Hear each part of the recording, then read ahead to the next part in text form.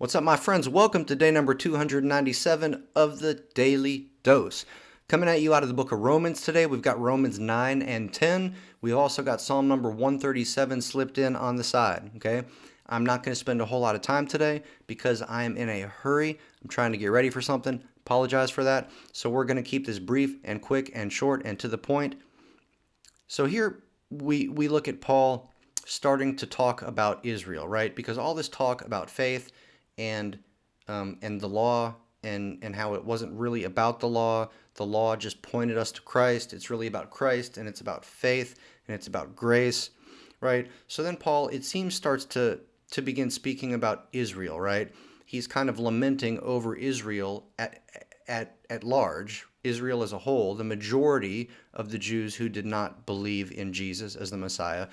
he's lamenting and he's saying, I wish that I was cut off from Christ if it meant that all of my Jewish brothers and sisters would wake up and come to Christ, right? And then he goes on to talk about God's sovereign choice, okay? And this, most people don't want to touch this topic with a 10-foot pole, right? God's sovereign choice. God has the right to do what he wants with us. Whether I like it or not, whether you like it or not, whether we give him permission or not, God has the right to do with us as he wants because we are his creation. And essentially, he owns us, right? People don't like to hear that, okay?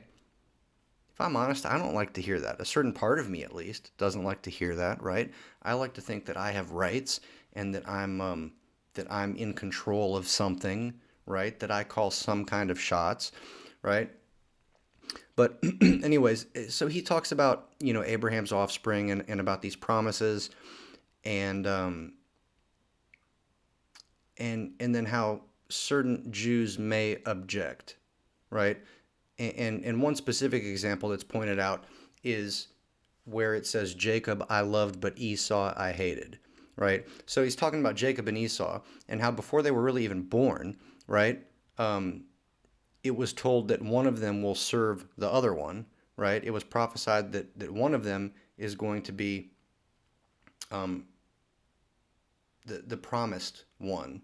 The other one is just going to be, the other one. And then so Paul says, what then shall we say? Is God unjust because he chose to bless one more so than blessing another? Or we could even say, is God unjust because he chose to love one and hate one? That's a touchy subject right there, right? Jacob I loved, but Esau I hated. Is that fair for God to say that? Is it fair for God to not love everyone equally in the exact same way, in the exact same measure? Is that just? Is it fair? Okay, let me say one thing. Justice or fairness are not the exact same thing. And you can throw the term equality in there too, right? In other words, you could have something that isn't equal.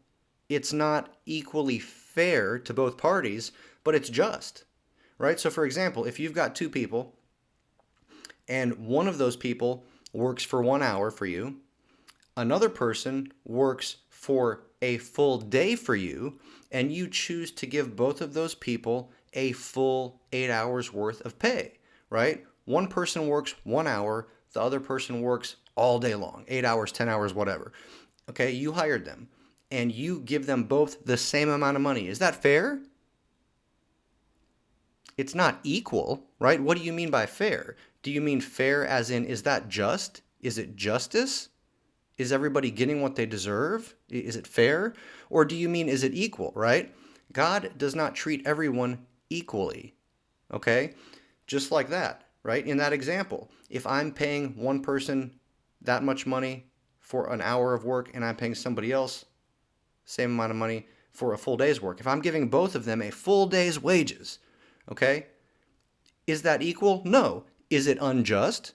No, it's not unjust. I'm being generous, right? I'm giving somebody extra pay that technically doesn't deserve it, right?